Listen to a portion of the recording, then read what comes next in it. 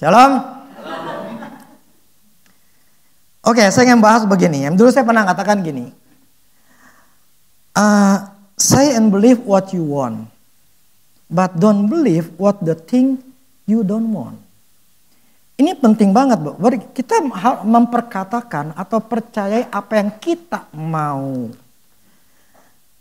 Bukan mempercayai apa yang kita tidak mau. Karena ini seringkali yang kita lakukan adalah seperti itu gitu loh. Kita lebih memikirkan apa yang tidak kita mau itu terjadi. Entah di kita, entah di anak kita, di kerjaan kita gitu ya. Kita lebih memikirkan apa yang tidak kita mau. Nah ini pikiran kita itulah yang menjadikan kita jadi berfokus kepada itu. Nah ini yang salah, kita masih seringkali memikirkan, sebab gini, kemarin 2 minggu yang lalu saya katakan kalau kita memang sampai menyerahkan hidup kita sama Tuhan, menyerahkan kekhawatiran kita, masa depan kita itu sampai titik yang namanya tidak mikirin. Kalau sampai mencapai titik tidak mikirin, berarti kita total menyerahkan itu kepada Tuhan. Dan ketika menyerahkan total kepada Tuhan, artinya apa? Kita tuh memberikan semuanya sama Tuhan. Nggak ada lagi yang kita pikirin, karena kita udah serahin semuanya.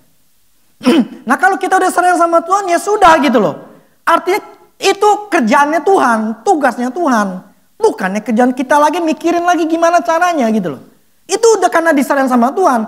Dia Allah yang besar, dia Tuhan yang mampu. Istilah Tuhan yang punya cara 1001 macam, sedangkan otak kita nggak nyampe gitu loh. Nah, kita harus mencapai titik kita nyerahin secara total sama Tuhan. Nah, untuk mencapai ke sana, kita harus memikirkan apa yang kita mau yang terjadi sesuai yang keinginan kita. Bukan apa yang negatif yang tidak mau itu terjadi. Coba kita buka ayatnya. Amsal 18 ayat 21. Dulu saya pernah khotbahin, saya ulangi lagi ya. Hidup dan mati dikuasai oleh lidah. Siapa suka menggemakannya akan makan buahnya. Hidup mati kita tergantung dari apa yang kita keluarkan di mulut kita. Gitu loh. Nah, kita yang akan menentukan nasib hidup kita. Apa yang kita omongin, kita akan nanggung. Kita akan dapat hasilnya, kita akan dapat buahnya. Nah, mulut yang kita ngomongin itu akibat dari apa? Otak kita yang mikirin. Kita mikirin A, ya mulut kita akan keluar A. Kalau kita mikirin B, ya mulut kita akan keluar B. Jadi itu akan terjadi gitu loh. Nah, barang siapa menggemak, barang siapa ngomongin, ya kita akan mendapatkan hasilnya. Nah, kalau kita pikirkan apa yang kita mau, bukan apa yang tidak kita mau. Gitu loh.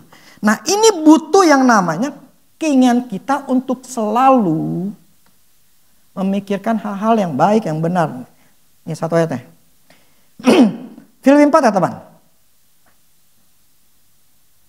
Filipi 4 ayat 8. Jadi akhirnya saudara-saudara, semua yang benar, semua yang mulia, semua yang adil, semua yang suci, semua yang manis, semua yang sedap didengar, semua yang disebut kebajikan dan patut dipuji, pikirkanlah semuanya itu. Firman si Paulus katakan yang enak-enak mikirin. Yang benar, yang mulia, yang adil, bukan kita ngelihat kemarin misalnya ada yang dimutilasi, dipotong-potong, ada yang kecelakaan, ya, entah ngedenger gini, ngedenger itu hal-hal yang negatif, yang akan membuat kita jadi takut, membuat aduh ntar gimana, ntar anak gua gimana, bla bla segala macam. Yang jadi yang kita pikirkan adalah sifatnya yang nggak enak. Itu namanya ekonomi lagi susah. Ekonomi lah Indonesia lagi sepi, bla bla segala macam. Yang kita pikirkan adalah yang susahnya. Nih barang-barang pada naik semua. Beli ke pasar dulu 100.000 bisa dapat bla bla bla. Sekarang boro-boro dapat segitu. Yang kita pikirkan adalah yang susahnya.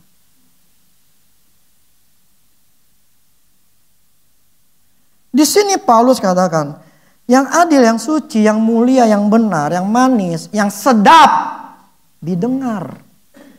Bukan yang gak enak. Yang didengar. Yang sedap yang didengar. Pikirkan semuanya. Kalau di terjemahan yang lain itu artinya apa? Pikirkan terus menerus. Bukan pagi waktu doa mikirin, yes. Siangnya yang negatif mikirin. Sorenya yang negatif dipikirin lagi. Malam yang dipikirin negatif lagi. Besok paginya pikirin positif. Siangnya negatif lagi. Artinya apa? Itu nggak konsisten, jadi yang dipikirin entar positif, entar negatif gitu loh. Pagi-pagi karena lagi doa, lagi saat teduh ya mikirnya positif. Tapi kalau siang ketika ada kerjaan, bla bla segala macam, pikirannya negatif. Nah, kalau di sini dikatakan bahwa pikirkan terus-menerus akan hal itu, pusatkan perhatian dengan hal itu. Dengan yang baik, yang sedap didengar, pusatkan di situ. Sampai tertanam di dalam hati.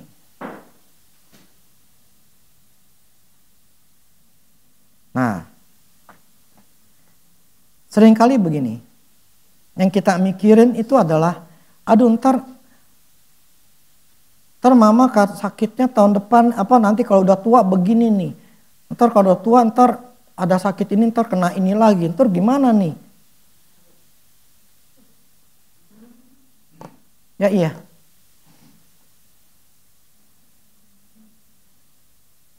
Kalau kita mikirin, tadi firman katakan, hidup mati dikuasai oleh lidah. Kita meramalkan atau menciptakan apa yang gak enak itu dengan mulut kita. Lah kalau ketika terjadi yang susah siapa? Diri kita plus orang lain. Terus Tuhan doa, Tuhan gimana ini? Tuhan. Tapi kita yang bikin gitu loh. Jadi kejadian itu kita yang meramalkan, kita yang membuat itu semua itu terjadi gitu loh. Ya itu akibat ulah kita, bukan ulahnya Tuhan. Makanya saya katakan bukan karena seizin Tuhan, karena seizin kita. Kita yang membuatnya menjadi kayak begitu. Nah kalau udah kejadian kita mau merubah, ya sudah kejadian ya tanggung jawab dulu dong. Udah sakit atau ngalamin A, ngalamin B, ya kita mau dibilang apa? Karena memang kita yang buat kok. Kita yang ngomong begitu. Terus berteriak sama Tuhan, Tuhan kenapa kau cobai, kenapa kau izinkan ini semua terjadi? Lalu lu sendiri ngomong kok. Bertahun-tahun ngomongnya begitu. Berarti keinginanmu adalah seperti itu yang terjadi. Ya terjadilah. Makanya ketika Tuhan yang doain orang buta segala macam. Sebetulnya terjemahan lain begini. Terjadilah menurut imanmu. Ada terjemahan lain katakan gini. Terjadilah menurut keinginanmu. Terjadilah menurut keinginanmu. Terjadi menurut apa yang kau mau. Itu terjadi. Nah, kita harus nangkep begini. Kita harus ngerti.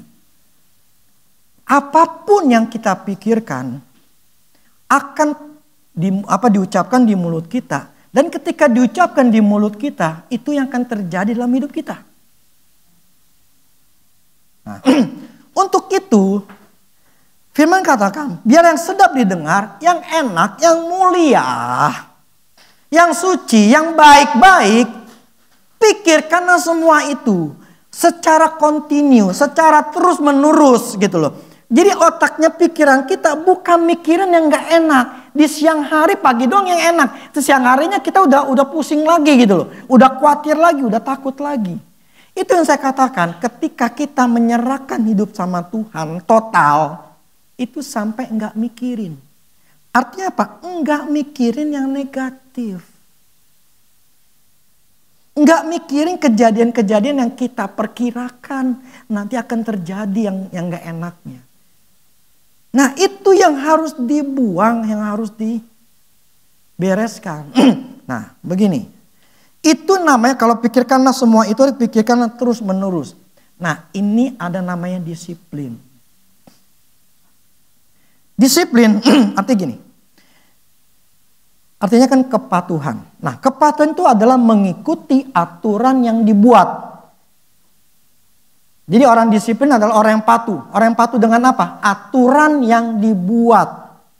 Jadi ada sebuah aturan yang kita buat. Nah, pendisiplinan. Jadi kita harus mendisiplinkan otak kita. Pola pikiran kita. Pikiran kita. Itu harus didisiplinkan. Artinya apa? Harus diarahkan. Harus dibikin aturan, lu nggak boleh mikir gitu, lu nggak boleh mikirin gitu. Nah itu namanya pendisiplinan. Nah pendisiplinan begini, artinya usaha untuk, saya katakan usaha, berarti ada usaha, bukan mengalir aja lah, terserahlah Tuhan mau lakuin apa. Kita hidup ditentukan oleh ya pola pikir kita. Pikiran kita susah, hidup kita susah. Pikiran kita berhasil, hidup kita berhasil. Pikiran kita sakit, hidup kita akan sakit. Itu semua tergantung pola pikir kita. Kita yang menentukannya. Jadi karena pola pikir ini sangat berbahaya, maka Tuhan katakan pikirkan perkara yang di atas, ya, di mana Kristus ada gitu loh. Tapi saya nggak bahas itu. Yang ini pikirkan juga apa yang baik, yang mulia, yang sedap didengar. Kenapa? Karena memang yang membuat kita nasibnya tergantung ini. Pikiran. Untuk itu kita harus mendisiplinkan otak kita. Mendisiplinkan artinya usaha untuk memaksakan diri kita untuk mampu mentaati aturan yang kita buat sampai jadi sebuah kebiasaan. Ada usaha memaksa, tidak ada pendisiplinan tanpa paksaan. Kalau anak sekolah mesti bangun misalnya jam 6. Kan mesti disiplin kan? Ketika lagi ngantuk malas gitu loh. Tetapi kan mesti harus bangun. Harus diapain? Paksa. Namanya mendisiplinkan itu usaha untuk memaksakan diri kita. Jadi harus ada usaha untuk maksain diri kita. Kalau nggak maksain, nggak bakal bisa, nggak bakal. Karena diawali karena kita kan nggak disiplin. Kan awalnya nggak disiplin nih. Nah, itu kan merubah nih. Untuk merubah supaya punya kebiasaan bagus, ya harus didisiplinkan. Nah, kalau didisiplinkan berarti kita harus maksa diri kita gitu loh. Nah, setelah maksa diri kita terus menerus, gue mesti ini, gue mesti itu. Akhirnya jadi sebuah kebiasaan. Nah kalau udah kebiasaan itu enak, nggak ada unsur pemaksaan. Udah gaya hidup. Contoh gini, kalau keluarga saya, kalau makan itu selalu di meja makan. Pertama, nggak ada istilah makan di ruang tamu lah, di kamar, itu nggak ada istilah begitu. Anak-anak semua harus makan di meja. Itu pertama. Kedua, makan sama-sama. Pagi pun anak-anak semua makan sama-sama. Dari masih kecil mereka makan sama-sama. Kenapa? Waktu di meja makan kita ngobrol. Itu waktunya. Kita ngobrol. Nah, demikian makan pagi, kalau siang mereka sekolah. Sampai sore atau malam kita mau makan pun kita sama-sama. Itu pendisiplinan. Nah, yang saya bicara gini. Sejak kita anak saya waktu masih muda, istilah kasar masih kecil gitu ya. Jadi kalau makan kan itu malam ada makan. Jadi sore kalau dulu bahasa zaman saya mama saya tuh mindo. Mindo itu makan sore. Ya. Jadi sekitar jam 3 jam 4 tuh mama saya selalu kasih makan. Malam makan lagi sekitar jam 7. Nah, itu menjadi sebuah kebiasaan. Nah, ketika anak saya sudah kuliah di Taiwan, udah 2 orang di sana. Nah, istri saya ngomong gini. Dulu kan biasa karena kita makan malam sekitar jam 7 gitu ya, jam 7. Akhirnya kita merubah kebiasaan. Kita makan awal itu jam 6. Tapi akhirnya dimajuin jam 5. Memang awalnya susah. Tetapi ya kita maksain jam 5. Jam 5 sore itu pokoknya sekitar jam 5-an. Itu ada jam 5-an menjadi sebuah awalnya pemaksaannya. Gak ada sebuah kebiasaan. Awal dipaksain. Jam 5 kita makan. Waktu itu ada Marvel, pokoknya kita makan jam 5. Jam 5, pokoknya sekitar jam 5 ya. Kita makan. Nah, malamnya kita gak makan. Total gak makan. Nah, itu kita lakukan, saya lupa berapa tahun.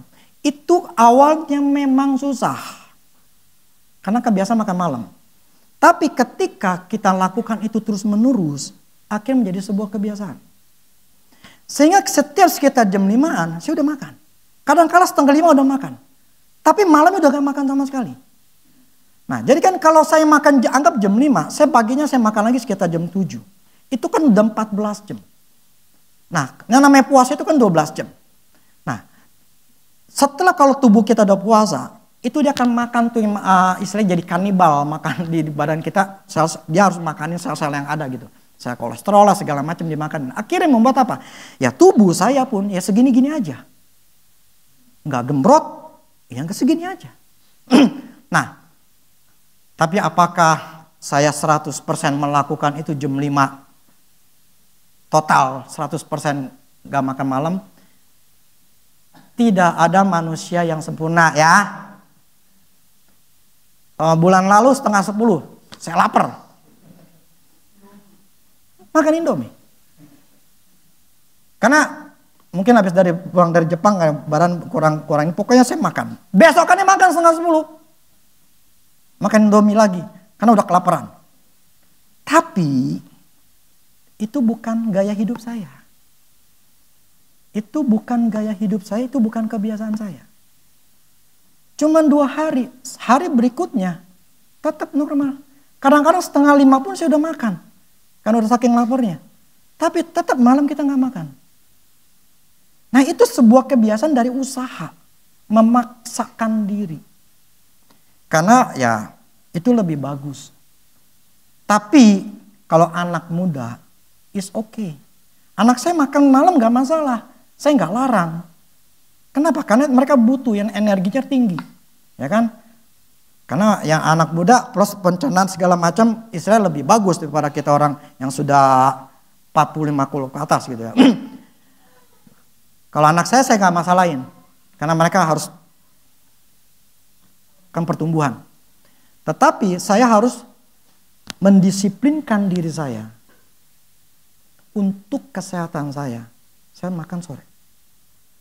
Misalnya, biasa nih kan minggu nih kita sore kan, udah ini kan. Itu jam 2, jam 3, ya saya kadang jam 3 baru makan. Jam 3 makan, malamnya saya nggak makan. Jam 3 itu saya makannya banyak. Tapi malamnya total nggak makan. Itu berkali-kali yang terjadi seperti itu.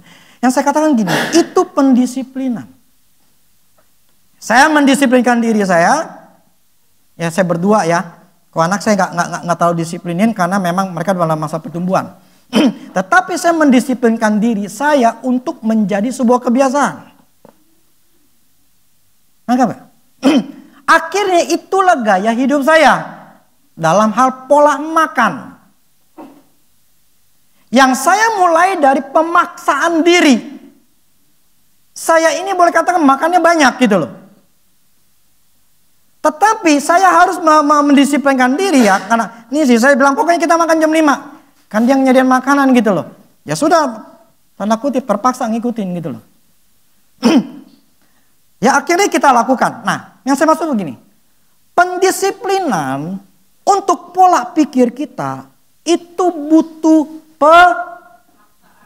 pemaksaan.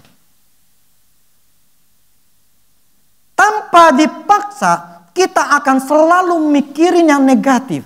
Kita akan mikirin sesuatu yang gak enak. Kita mikirin sesuatu yang jelek-jelek.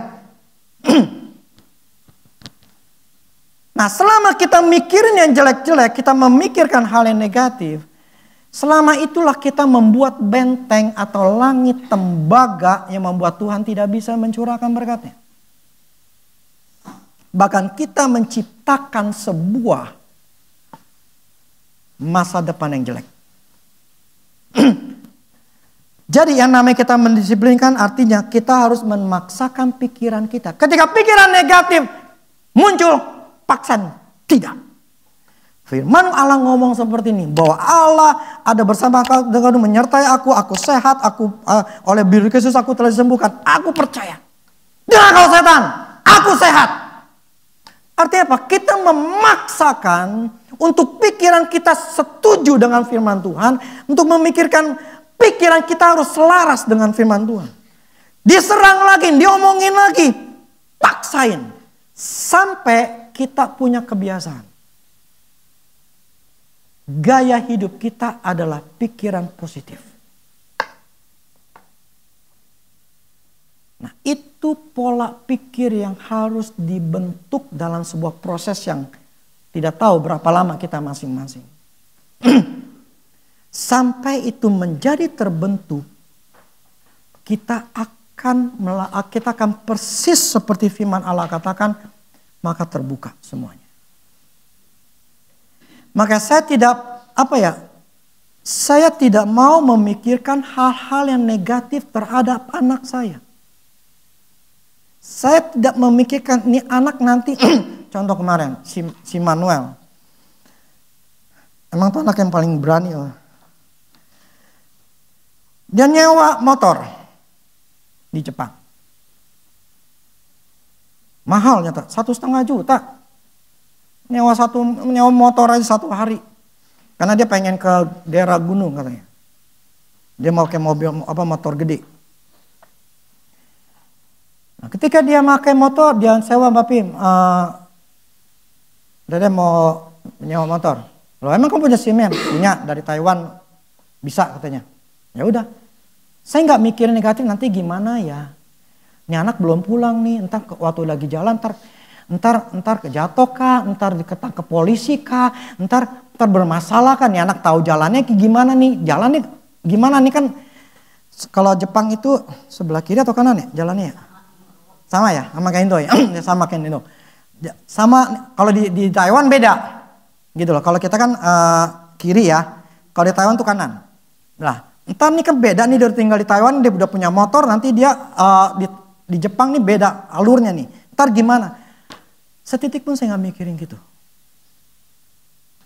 Yang saya cuma hanya pikirkan, saya percaya Tuhan, Engkau jagai anak saya. Titik. Kemarin sampai memang ada malam pulangnya. Saya cuma katakan, dalam diri saya bilang, dia gak kenapa-napa. Paling cuma nanyain ada di mana. Udah dibalikin belum motornya? Udah beres. Jadi apa? Saya mendisiplinkan otak saya untuk tidak menciptakan sebuah hal yang negatif. Bayangan negatif.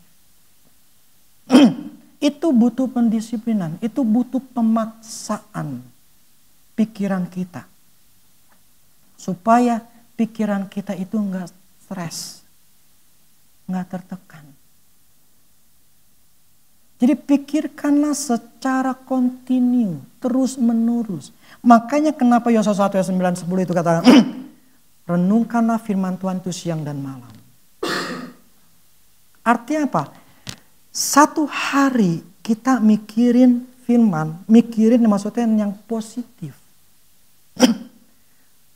Apapun yang saat ini sedang terjadi yang kita alami. Disiplinkan otak kita, pikiran kita. Pokoknya bisa. Pokoknya Tuhan menyertaiku. Pokoknya Tuhan ada bersama dengan aku. Pokoknya Tuhan tahu kebutuhanku. Pokoknya aku sehat, aku kuat, aku diproteksi oleh Tuhan, anakku berhasil, dan sebagainya. Pikirkanlah semuanya itu. Pikirkan apa yang kita mau. Kita mau bulan ini dapat orderan gede, pikirkanlah itu. Kita mau rumah kita terjual, pikirkanlah itu. Bukan mikir aku disusah nih Tuhan gimana. Pikirkanlah semuanya itu. Secara terus menerus. Amin. Dan itu harus namanya pendisiplinan. Pendisiplinan itu harus maksain. Sampai total kita enggak mikirin. Artinya kita sudah percaya sama Tuhan. Sampai titik kalau sekarang kita mungkin ngelawan setan. Setan ngelemparin pikiran negatif, kita lawan, kita tolak. Dia mikirnya, kita lawan lagi. Sampai titik kita cuekin total. Artinya apa? Dia ngomong, demin aja. Bodoh amat. Gue udah percaya sama Tuhan kok. Gue udah yakin sama Tuhan. Apapun yang terjadi, pokoknya gue tahu. Tuhan beserta dengan aku. Tuhan tahu kebutuhanku. Tuhan pasti tolong. Jadiin aja ngomong gitu. Sampai titik di situ. Itu proses. Tidak sehari 2 hari. Butuh waktu, usaha. Maka saya katakan pendisiplinan itu usaha. Bukan mengalir aja. Terserah Tuhan. Bukan. Nasib kita tergantung pola pikir kita. Pola pikir kita yang salah, hidup kita salah. Hidup mati dikuasai oleh lidah. Barang siapa yang ngomongin terus, itu yang terjadi. Jadi omongin yang baik-baik, yang enak-enak. Biar itu yang terjadi. Jadi pikirkan, omongin apa yang kita mau. Bukan apa yang tidak kita mau. Pikirkan, anak gua setelah kuliah dapat kerjaan. Atau lagi kuliah dapat kerjaan. Pikirkan, bukan mikirin aduh ntar pas udah selesai kuliah dia dapat kerjaan gak ya? Ntar gimana ya? Ntar gimana ya? Bukan itu. Pikirkan ketika masa tua gua akan enak. Masa tua gua akan sehat. Masa tua gua hidup gua gak sakit penyakit. Gue gak ada yang namanya darah tinggi. Gue masih bisa makan apapun, gue masih bisa makan. Gue mau jalan, gue masih bisa jalan. Pikirkanlah semua yang kita mau. Jangan pikirin yang kita tidak mau terjadi. Jangan mikirin sakit.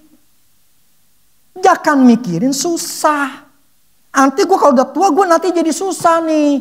Ntar kalau jadi tua nih anak gue perhatiin gue enggak nih. Ntar anak gue ntar sayang sama gue enggak nih. Ntar anak gue masih kasih duit gak sama gue nih.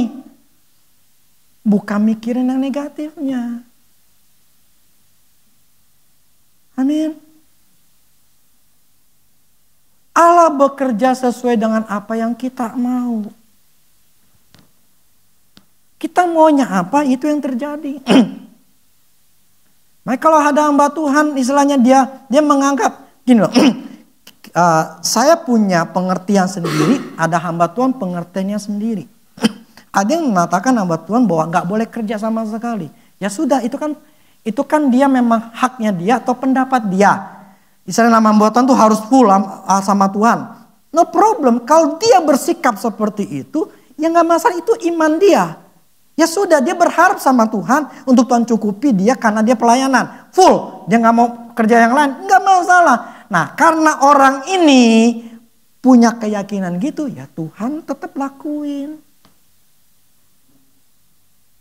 Tetap Tuhan akan bukakan jalan untuk dia tetap mencukupi orang itu.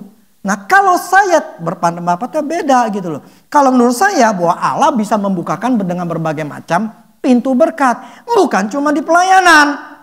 Nah, pola pikir saya seperti itu. Nah, karena Tuhan melihat pola pikir saya kayak gitu, ya Tuhan pun bekerjanya di bukan berkat yang lain. Yang saya maksud begini. Tuhan bekerja sesuai apa yang kita imanin atau kita inginkan.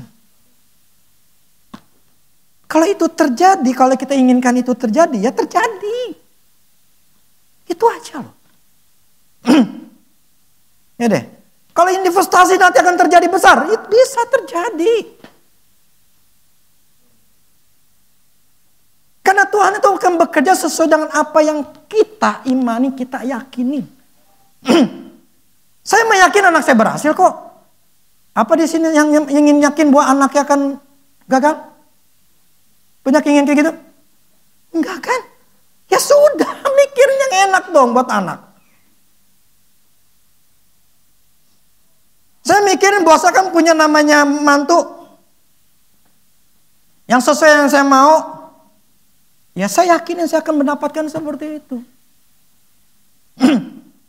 Jadi pola pikir, cara berpikir itu jadi seperti nyawanya kita. Mau jadi apa ini kita? Maka itu pikirkanlah, percayalah apa yang kita mau. Bukan apa yang tidak kita mau, kita pikirin, kita percayain. Mau ngapain? Oke, itu butuh kedisiplinan. Disiplin itu harus maksa. Paksain. Kalau negatif datang, paksain. Gua gak kayak begitu. Ubah. Firman Tuhan ngomong kayak begini. Terus perkatakan, sampai titik di mana kita benar-benar udah makanya berkatakan sampai tertanam di dalam hati. Kalau udah tertanam dalam hati, mau digoncangin apapun gak bakal bisa. Makanya kalau kita masih khawatir, artinya belum tertanam. Dan untuk bisa sampai titik tahap bahwa kita tidak mikirin, itu butuh usaha. Amin. Butuh usaha, bukan terjadi dengan begitu saja, kagak. Yang namanya 100% percaya sama Tuhan itu bukan terjadi begitu saja, kagak. Itu butuh usaha kita yang memang kuat.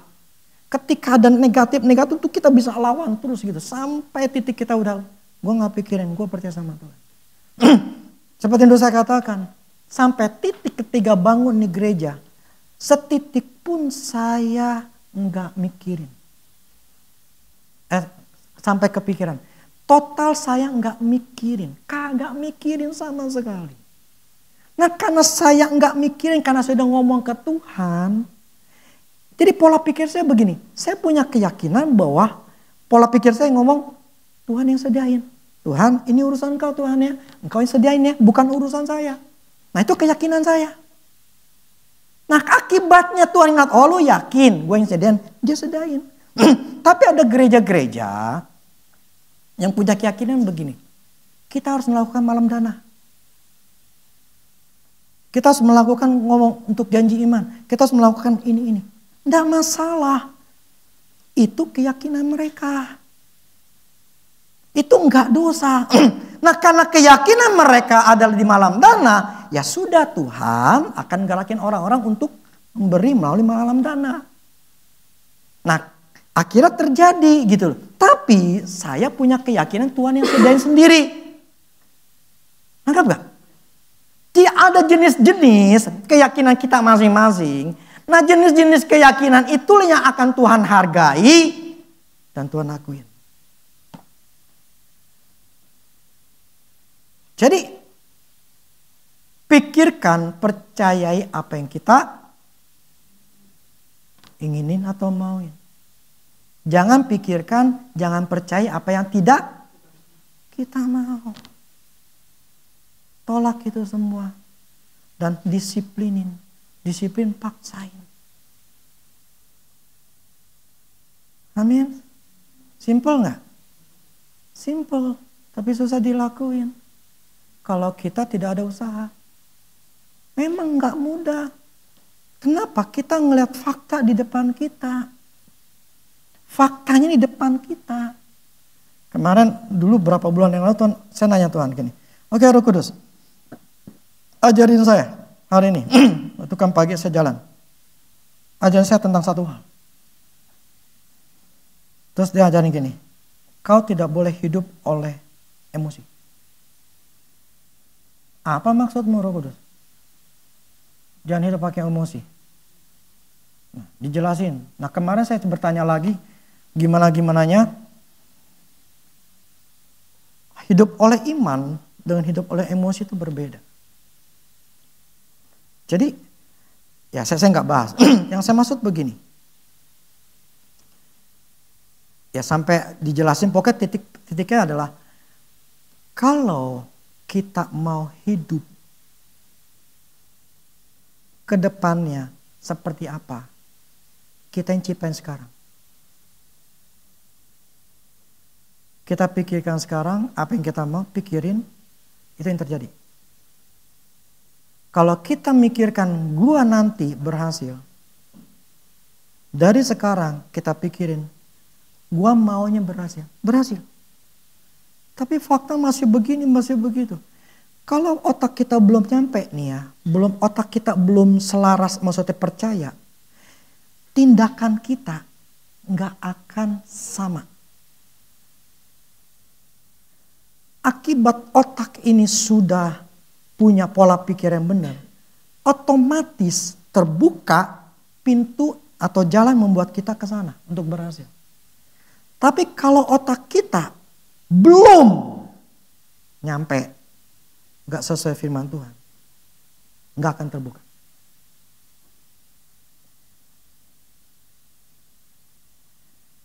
Jadi yang menentukan Tuhan kerja atau tidak bukan di Tuhannya,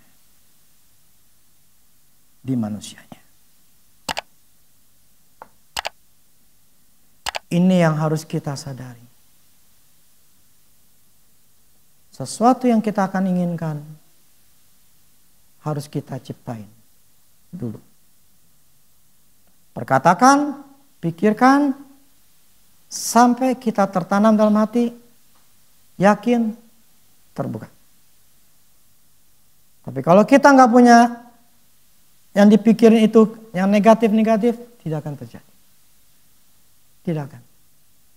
Terjadilah sesuai dengan apa yang kau imani. Terjadilah sesuai apa yang kau ingini. Ya ketika orang buta itu, apa yang kau ingini kata Tuhan. Ketika orang buta itu datang kepada Tuhan. Apa yang kau ingini? Aku ingin melihat. Lah kan Tuhan tahu dia orang buta. Kenapa Tuhan nanya apa yang kau inginin? Ya mungkin aja nih orang minta duit. Bisa aja kan. Tetapi Tuhan ingin spesifik. Apa yang kau mau inginin? Saya pengen melihat. Terjadilah apa yang kau ingini. Firman yang ngomong, bukannya saya. Artinya apa? Tuhan nanya sama kita. Lu maunya apa? Lah kalau otak kita mikirnya negatif, pikirinnya susah. Oh berarti lu pengennya susah. Terjadilah sesuai dengan kelumanya susah.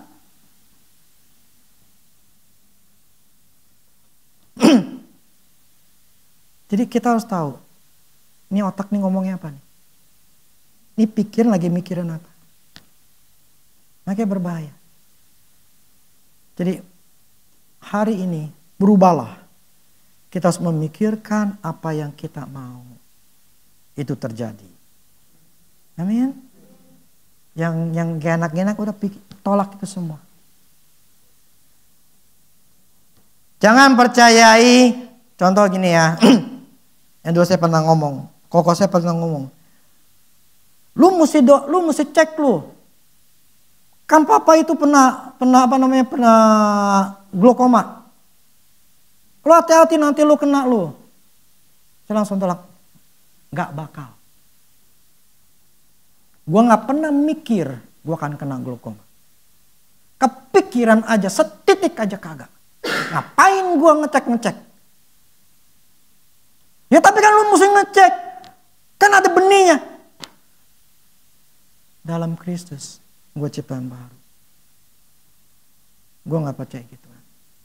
Gue gak mau inginin, gue gak punya prediksi nanti tua gue punya glaukoma. Gak punya tuh bayangan kayak gitu, gak punya. Mau? Mau gak? Ya kalau gak mau ya udah jangan pikirin, jangan takutin. Kumaha ya?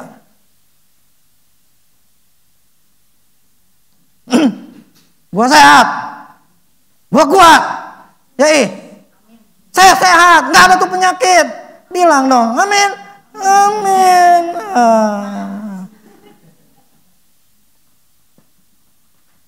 Jangan bilang, aduh nanti gue kemarin dapat gula darah gue segini, nanti gue penyakit gula darah nih, gue penyakit gula darah ntar gue kena sakit ginjal lagi nih. Waduh gimana ya, gue mesti jaga-jaga. Ya jangan dipikirin. Nah terus apa ya, jaga diri.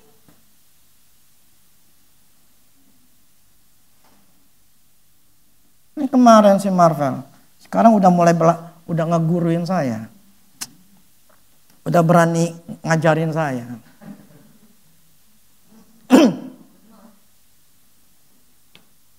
Saya kan ke Jepang kemarin, kaki saya sakit. Jadi ada di tapak saya itu sakit. Saya selalu di rumah tuh selalu pakai sendal. Itu sendalnya mesti sendal empuk atau mesti bukan sendal empuk dah ya.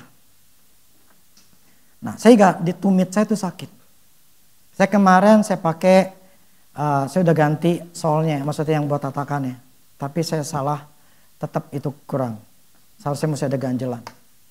Jadi, wah di sana sakit. Jadi ya nggak nyaman sih. Bayangin saat itu, ini kan saya pakai jam ini, satu hari itu 20.000 langkah. Kurang lebih sekitar gitu, 15-20.000. Jadi ini dari sini nih kita intercon ya, Meruya sampai ke rumah saya. Itu saya hitung kurang lebih sekitar gitu. Kalau sehari masih kuat dong. Jalan kaki lo ya. Sampai Lebak Bulus Senin lagi. Berapa kilo ya? 12 atau 15 kilo. Sehari nih ya. Hari pertama kuat dong. Di Bepu waktu itu. Kuat. Hari kedua, aduh. Hari ketiga, hari keempat. Saya cari bantalan lagi. Pakai koyo juga. Saya bawa kue cabe gitu ya, tempelin panas gitu kan ya. Coba agak redain, tetap. Jadi kurang lebih seminggu itu sampai akhirnya saya ketemu bantalan. Saya pakai udah mulai nyamanan. Saya pakai krok aja tetap nggak bisa. Pakai krok tuh ya. Tapi kroknya nggak tahu model sekarang kurang bagus waktu dulu.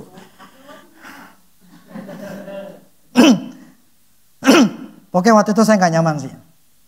Ya kemarin dia telepon ngomong ke mbaknya. Papi tuh mesti latihan otot kakinya. Papi tuh nggak boleh begitu. Pola pikir papi harus enggak nih.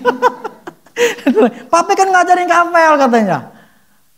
Sekarang ya papi harus ngikutin, kamu harus ngelakuin apa yang papi ngomongin dong gitu. Jangan omong doang gitu. Waduh. Pola pikir mindset. Papi mesti olahraga untuk latihan ototnya mesti dikuatin. Iya, padahal saya ngomong nggak boleh begitu, papi mesti ini mesti. Iya, nanti papi latihan. Dia ngoceh iya.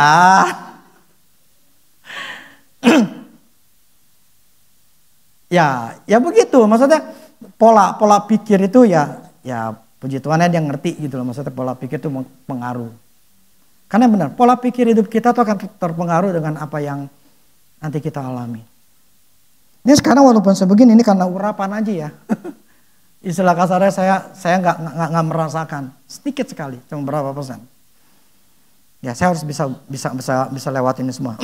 Oke, saya balik lagi begini. Pola pikir akan mempengaruhi hidup kita. Jadi kita harus bisa memikirkan pola pikir kita dan kita kalau negatif kita harus paksain. Berubah. Ada negatif lagi, ngerasain, lawan terus. Sebab tampah kalau kita nggak maksain, nggak jadi kebiasaan. Gini, disiplin awal dengan pemaksaan sampai menjadi sebuah kebiasaan. Ketika kita menjadi sebuah kebiasaan, otak kita, pikiran kita itu tetap percaya. Enggak ada takut, enggak ada stres. Kenapa? Karena itu udah sebuah kebiasaan. Jadi ketika saya makan jam 5 sore, itu sebuah kebiasaan dalam hidup saya, model gaya hidup saya enggak susah. Yang saya maksud, aduh ini perut tergila mana lapar gak, jam 7, jam 8 terlapar lagi. Saya enggak mikirin. Saya total enggak mikirin. Walaupun kadang, ya setahun paling 10 kali bolongnya gitu loh. Tapi yang saya maksud bahwa gaya hidup saya terjadi karena kebiasaan saya buat dengan mendisiplinkan diri saya. Dan itu terjadi. Jadi tidak ada kebiasaan, pola pikir bagus, itu terjadi dengan sendirinya. Enggak ada ya. Pola pikir bagus karena kita yang buat. Bukan orang lain, bukan Tuhan. Kita yang buat. Sampai menjadi sebuah kebiasaan. Paksakan sampai jadi kebiasaan. Amin. Pengen sehat? Pengen berhasil? Buat. Pikirkan itu semua, percaya itu semua. Dan pasti bisa terjadi. Terjadilah sesuai apa yang kau inginin. Amin. Demikian firman Tuhan. Oke, musik.